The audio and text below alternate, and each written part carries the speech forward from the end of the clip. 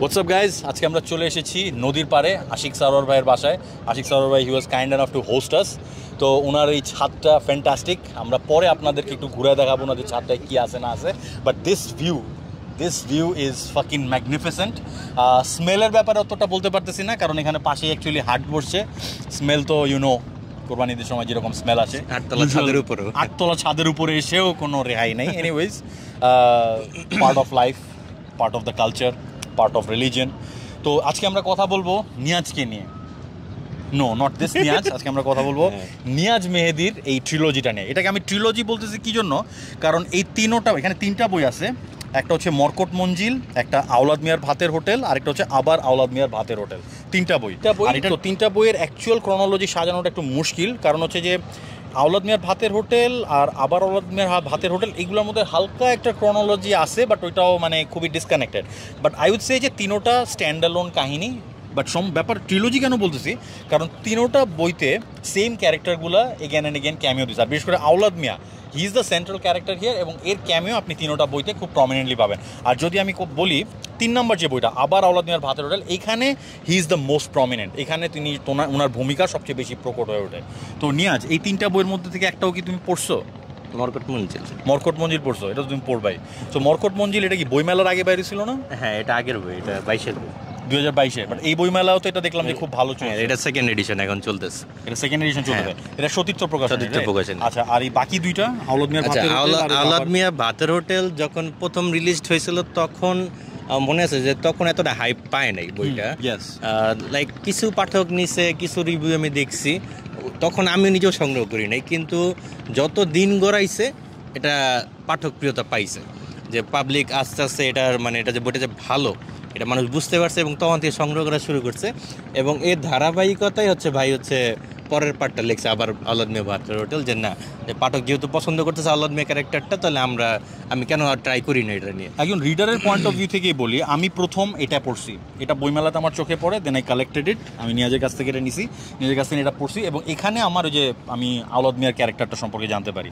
তো এটা জানার পরে দেন আই কালেক্টেড আওলাদ মিয়ার ভাতের হোটেল, আবার আওলাদ মিয়ার ভাতের হোটেল। সো আমার মনে হয় যে ম্যাক্সিমাম রিডারই এই কাজটাই করছেন। বাট এবং ব্যাপারটা হয়েছিল যেটা আপনি বললেন যে হ্যাঁ, মরকট মঞ্জিলি তার সবচেয়ে আমি বলবো ফেমাস বই, জনপ্রিয় পাঠকপ্রিয়তা পাইছে এই বইটা সবচেয়ে বেশি। কারণ হচ্ছে লেগে যখন এই বইটা বের হয় তখন লকডাউনের ঠিক পরপর মেবি বইটা বের হয়, তখন দেখা গেছে সবাই এই বইটা, এবং সতীর্থ প্রকাশনী তখন নতুন প্রকাশনী হিসাবে খুব হাইপে ছিল, যে তাদের পেপার ব্যাক বইগুলো, তারপর হচ্ছে আপনার সাইজটা খুব কিউট। হ্যাঁ, এই প্রাইজিং এর ব্যাপারটা তাদের সতীর্থ প্রকাশনী যেটা সবচেয়ে মানে সবাই করে যে প্রাইজিংটা খুবই রিজনেবল থাকে এবং পাঠক সহজেই কিনতে পারে। যদি ওই সময়টা যখন প্রথম রিলিজ হয়েছিল এটার দাম ছিল মাত্র 190 টাকা, এবং ওটাই মানে ফিক্সড প্রাইস সেল হইতো। এখন 280 টাকা, মানে 90 টাকা আপ হয়েছে, কিন্তু তাও কিন্তু এত না। বর্তমান বাজারে কাগজের দাম বা অন্যান্য ইনফ্লেশন, হ্যাঁ, ওই হিসাবে দাম খুবই কম, এখনও কম আছে, এবং ডিসকাউন্টের পর এখন অনেক কম টাকায় পাওয়া যায়, অ্যারাউন্ড 200 টাকার মধ্যে পাওয়া যায়। তো এখন যেটা হচ্ছে যে নিয়া যেটা বললো যে এটা সবচেয়ে ফেমাস, এবং definitely it deserves to be famous. এটার গল্প সংকলনটা খুবই ভালো, খুবই ইন্টারেস্টিং, এবং বেশ কয়েকটা ফ্লেভার আপনি পাবেন। আর সবচেয়ে বড় কথা, এই তিনটার মধ্যে যদি বেস্ট বই যদি আমি বলি, আমার ওপিনিয়নে the best book is this one. এটার মধ্যে অন্যান্যগুলোতে গল্পের সংখ্যা বেশি, যেমন এটাতে 6টা গল্প আছে, এখানে আরও বেশি গল্প আছে ছোটো বইটাতে। বাট এই বইটাতে মাত্র 3টা গল্প আছে। বাট এই 3টা গল্প আপনাকে একদম মানে 100% স্যাটিসফ্যাকশন গ্যারান্টি দিবে, একদম 100% স্যাটিসফ্যাকশন গ্যারান্টি। ভাই এখন মনে করেন আওলাদ মিয়া ক্যারেক্টারটা আপনি কীভাবে ডিফাইন করবেন? আওলাদ মিয়া ক্যারেক্টার যদি আমি মানে ওনার ক্যারেক্টার যদি এক ওয়ার্ডে যদি আমি বলতে চাই, এক ওয়ার্ড না 2 ওয়ার্ডে, উনি একজন গল্প পাগল লোক। 3 ওয়ার্ড হয়েছে গল্প পাগল লোক। আচ্ছা, তো উনি একজন গল্পপ্রেমী লোক। উনি গল্প সংগ্রহ করতে এবং গল্প শুনতে খুব পছন্দ করেন। বাট এই গল্প শুনতে গিয়েই উনি দেখা যায় যে বিভিন্ন ব্যাপারে বিভিন্ন কাহিনীর মধ্যে জড়ায় পড়েন। আর বিশেষ করে আবার আওলাদ মিয়াতে সবচেয়ে বড় যে গল্পটা আছে, ওই গল্পটায় ওনার পার্সোনাল একটা রিজনেই উনি বেশ কয়েকটা কাহিনীর মধ্যে জড়ায় পড়েন। এইটা মানে যেভাবে আনফোল্ড হয়, দিস ইজ রিয়েলি অ্যামেজিং। এই 3টা বইয়ের মধ্যে এটা সবচেয়ে ব্রুটাল, এটা সবচেয়ে বেশি গড়ি, সবচেয়ে বেশি ব্রুটাল, আগে থেকেই মানে মোটামুটি ওয়ার্নিং দিয়ে রাখে। আর ভাই আমার কাছে যেটা একটা জিনিস লাগে যে দেখা গেছে যে বাংলাদেশের লেখকরা মোটামুটি ইনফ্লুয়েন্স থাকে অন্যান্য মানে পাস্ট লেখকদের দ্বারা বা বিদেশি লেখকদের দ্বারা। যদি আপনি রিলেট করতে চান আওলাদ মিয়া ক্যারেক্টারটার সাথে অন্য কোন ক্যারেক্টারটা রিলেট পান নাকি একদম পুরো ইউনিক? একদম পুরো আমি কারোর সাথে ওরকম কোনো ইয়া পাইনি। আমি আমার পড়ার যতটুকু গন্ডি আছে এর মধ্যে আমি আওলাদ মিয়ার মতো ক্যারেক্টার আমি এখনো মতো পাইনি। পুরো একটা ইউনিক ক্যারেক্টার। আর সবচেয়ে বড় কথা এখন আওলাদ মিয়া থেকে let's talk about Niaz Mehedi. Niaz মেহেদির মানে as a storyteller Niaz Mehedi is terrific, fantastic.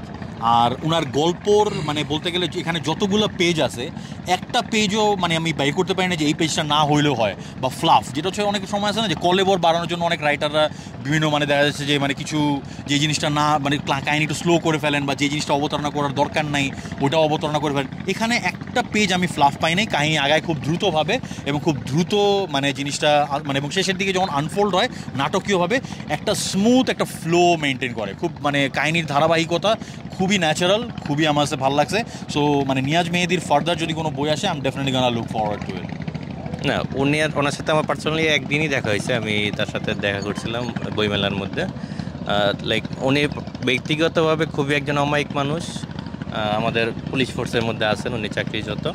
এবং তার কাছ থেকে যেটা আমি দেখছি যে উনি চায় যে আমার পেশা দ্বারা বা আমার আচরণ দ্বারা আমার বই পড়বেন বা ইনফ্লুয়েন্স হয়ে কিনবেন, দরকার নেই।